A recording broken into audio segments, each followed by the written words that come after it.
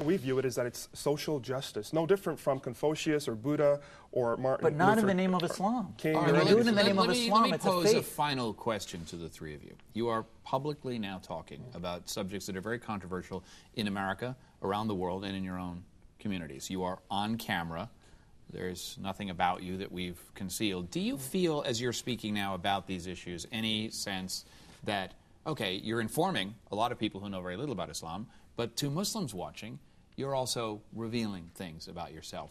Do you feel as though you have to portray yourself in a particular way? Do you feel as though Muslims in the audience will be looking at, oh, well, Ms. Zakaria, I see she's a professor, you know, there's not a whole lot of signs of her piety. Similarly, with you, do you feel a need to show your Islamic credentials publicly because of the tension within the community over these very, very issues? And the answer can certainly be no, but I'm just interested as to your particular context in portraying yourself to your own community in this discussion.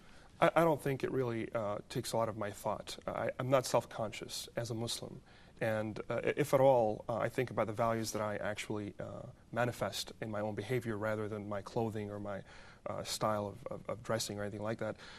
You know, I'm thinking about ideas and notions. For example, the question that you posed, is it fair to ask Muslims which type of Muslim do you want?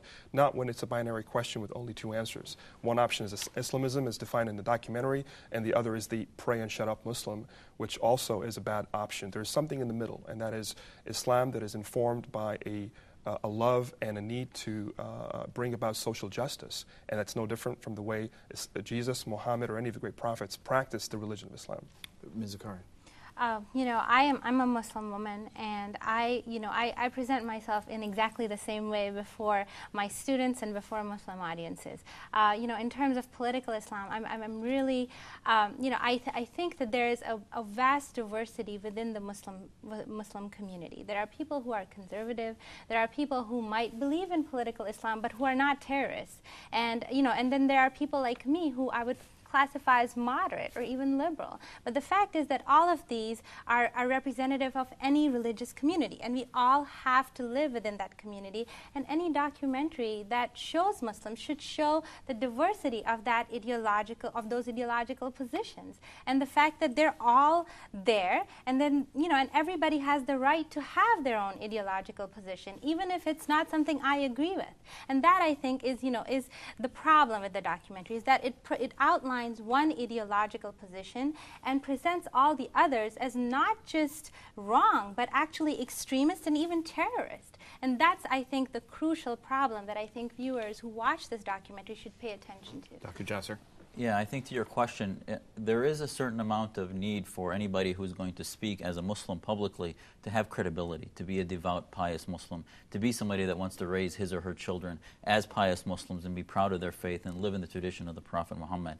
Having said that, it's really none of anybody's business what my personal relationship with God, but certainly my character is important, and certainly if you look at the history that I've had in my communities, I've been very active in mosques, I've been trying to work from behind the scenes, but this concept that division is bad, this concept that airing our dirty laundry is bad, I think will never lead to change. I've been trying it for 20, 30 years of activism without any change. And now I think it's important to do both, to work from within the community and also to work from outside to bring about change by having a minority community appreciate its diversity, get the politics out of our faith so that we can learn about the love of God and the love from God and come together and worship in our mosques without the baggage of foreign policy and domestic policy within. Well, we in the media thrive, of course, on debates and sparks flying and discussions of this type, and I have to say that it is my great pleasure to be a bit taken aback at the amount of agreement here at this table, and I think it's a hopeful sign. I think it's a sign of the intellectual potential for engaging these issues in ways that aren't purely ideological and polarized. And so I thank you very much for that discussion. Ahmed Rahab, Rafia Zakaria, and Dr. Jasser, thank you very much for being with us. Thank you.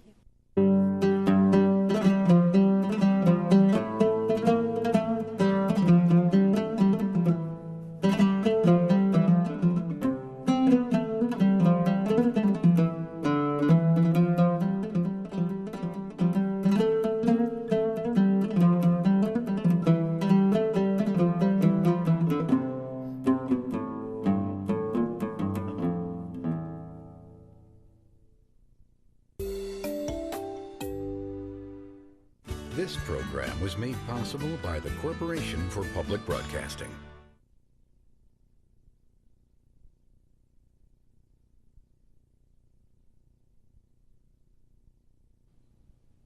Hello, I'm John Hockenberry. The documentary you are about to watch, Islam versus Islamists, Voices from the Muslim Center, has generated a lot of controversy. It explores the battle for the hearts and minds of Muslims here in America and throughout the world. In some places, this battle is being fought with guns, and in other places, with words. While some have objected to the context and emphasis in the film, we think of the documentary as merely a point of departure for a much broader discussion. We will have that discussion with 3 passionate Muslim Americans who are dealing with these issues in their daily lives right after the documentary. We hope you'll join us.